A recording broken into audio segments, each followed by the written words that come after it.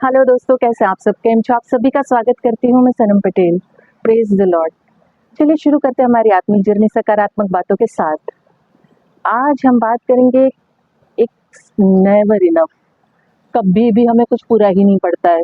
हमेशा हमारे जीवन में कंप्लेंट्स कंप्लेंट्स एंड कंप्लेंट्स, कभी कुछ पूरा ही नहीं है। चाहे छोटी बात हो बड़ी बात हो, हमारे जीवन में कंप्लेंट्स का एक भंडारा है, बहुत बड़ा। कहते हैं ना, एक कमरा भर के रखा हुआ है हमारे दिल का, कि कंप्लेंट से भरा हुआ है। शिकायतें शिकायतें शिकायतें। हम वो मिस्र से निकले हुए लोग थे ना, वैसे ही हम लोग हर बात पे कुड़कुड़ाते रहते हैं, हर बात में कंप्लेंट्स करते रहते हैं।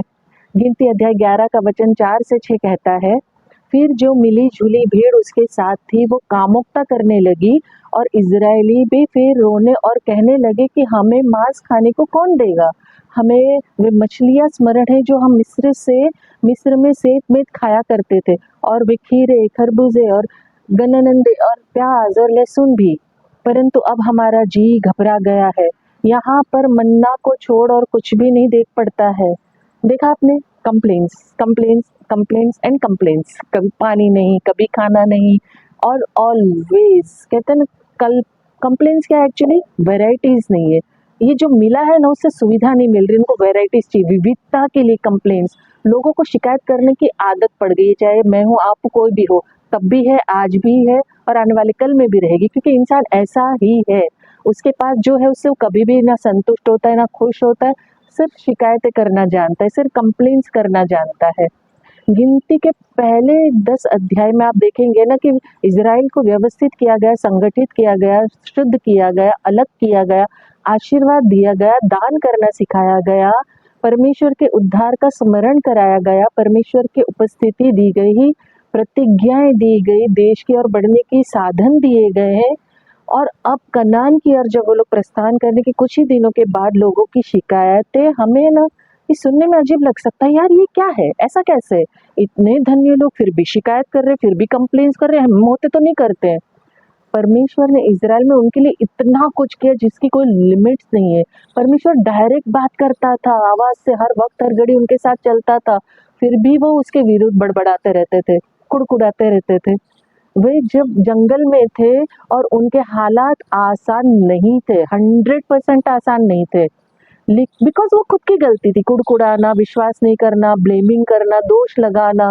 लेकिन जब लोगों ने शिकायत की, इससे कुछ भी अच्छा नहीं हुआ, उल्टा उन्होंने अपने लिए दुविधाएं खड़ी कर दी। शिकायतों से यहोवा के कान पर ठेस पहुंचती है। प्यारो, इस बात को समझो, यहोवा अप्रसन्न हुआ। शिकायत करने वाला हृदय यहोवा को अप्रसन्न करता है, खास तौर पर तब जब वो हमारे जीवन में कार्य कर रहा होता है। असंतुष्टि जो है ना, वो हृदय को कभी कभी कहते हैं कोई खास वजह, या कहते हैं ना बहुत खास कारण हमें लगता है, पर वो होता नहीं है। बेवजह हमारा हृदय असंतुष्ट रहता है। शिकायतों की वजह से हम यहोवा को है ना, उसकी आग को भड़का देते हैं। यहोवा की आग उनके बीच में चलती थी, अग्निस्तंभ को वो महत्व दिया गया था। मिली जुली जो भीड़ थी ना, जो मिस्र से निकाली गई थी, इसका मतलब बहुत बड़ी भीड़, बहुत सभी लोग मूसा के साथ थे। भेड़ बकरियां, गाय बैल, पशु पक्षी, आत्मिक अर्थ समझते हो आप? मिश्रित भीड़ मतलब अब्राम, इसहाक और याकूब के जो वंशज थे, उसमें से सभी का परमेश्वर के साथ सच्चा संबंध नहीं था। बहुत सारे लोग थे जो परमेश्वर को पूरी तरह अपने आप को सरेंडर नहीं किया था, आधीन नहीं थे, समर्पण नहीं था। ये ना अभी की कलीसिया और अभी के विश्वासियों के लिए भी सच है, जिसके बारे में यीशु ने कहा था कि अंतिम कटनी तक उसमें अच्छाई और बुराई दोनों मौजूद रहेगी। और इस संसार में अच्छाई और बुराई दोनों मौजूद है। उसे जानने वाले, उसे नहीं जानने वालों में दोनों चीजें मौजूद है।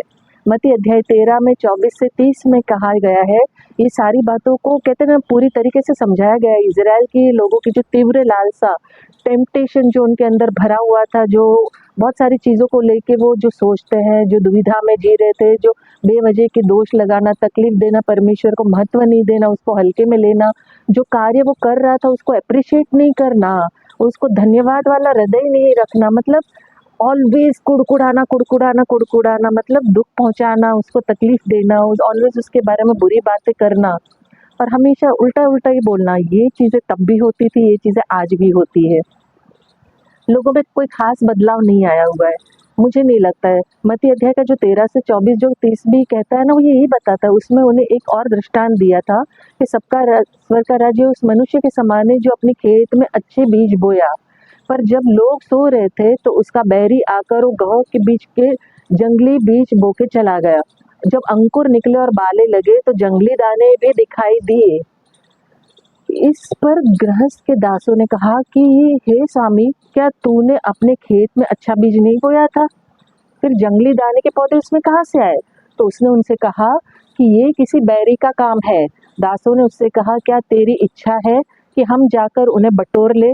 उसने कहा, ऐसा नहीं, ना हो कि जंगली दानों के पौधे बटोरते हुए उनके साथ गेहूं भी उखाड़ लो। कटनी तक दोनों को एक साथ बढ़ने दो, और कटनी के समय मैं काटने वाले से कहूँगा कि पहले जंगली दानों के पौधे को बटोर के अलग जलाने के लिए गट्ठे बांध लो, और गेहूं को मेरे खत्ते में इकट्ठा करो।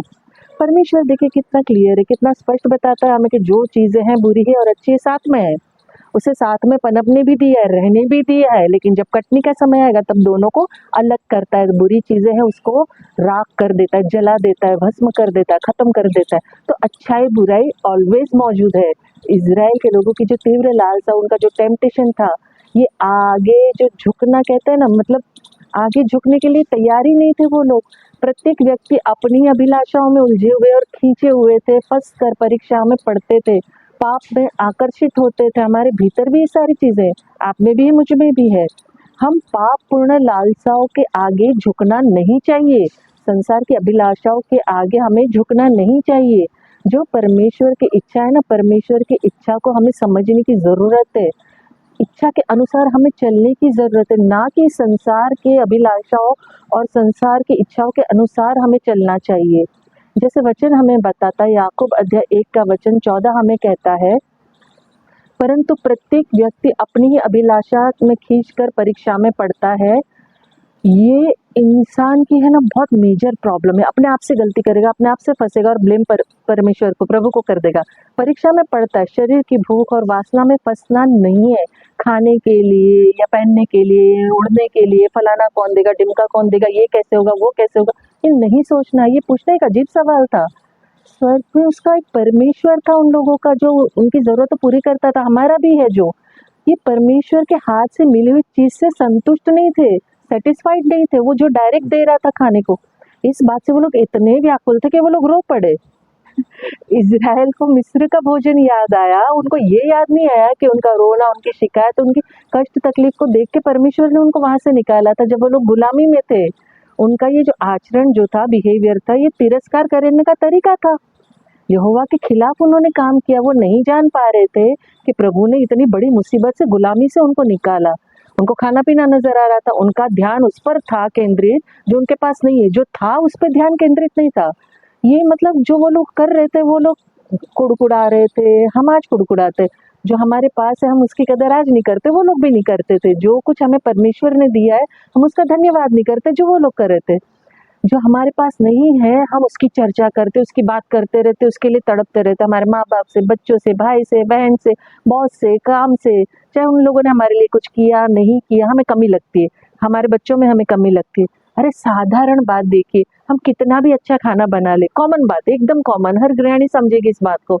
या जो भी खाने बैठेंगे 10 लोग, उसमें ये नमक नहीं, इसमें मिर्ची नहीं, इसमें ये कमी, इसमें वो कमी।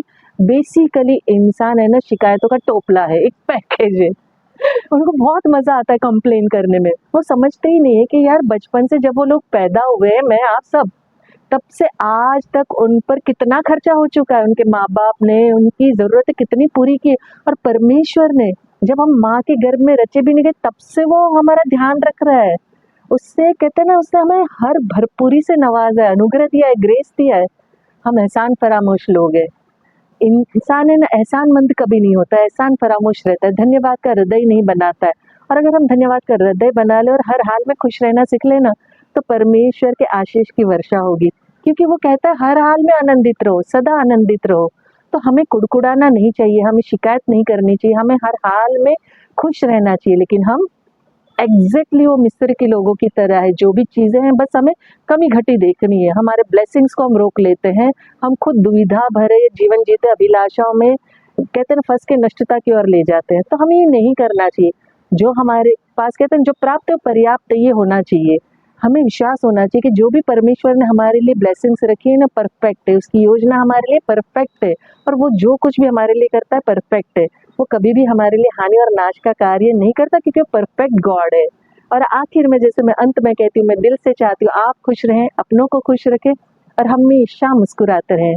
शांति, शालोम और सलाम आपके नाम।